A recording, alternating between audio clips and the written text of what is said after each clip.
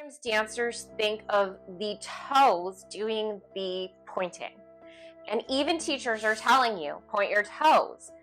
But what happens is then the dancer ends up doing this with their feet, right? We point from the toes. Like I said, it tends to make dancers think of using their toes and this part of our foot versus using what is our entire arch. Our arch is not here. It's not linear.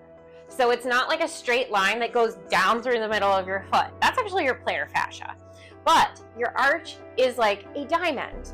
So if you think of your diamond, so this is actually, if you feel here, feel the base of your toes, you go a little bit lower.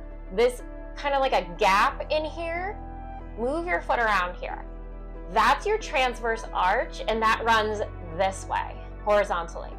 This is where, when we say lift your arch or use your intrinsics, you should be feeling it coming from this area right here, not thinking of this, which is what usually ends up happening. People end up crunching their toes under, and they think that that's using their intrinsics when it's really through the transverse arch and that lift there, kind of like a puckering in. Then you have the medial arch that runs through here and the lateral arch. And then when we think of the whole diamond together, we think of this whole area obviously staying lifted, and that is our arch, okay? So we kind of have to visualize that diamond when we're in ballet class, when we're performing a plie, because we want the diamond to stay as lifted as possible, and each one of us are going to have various degrees of how much we can lift the diamond up.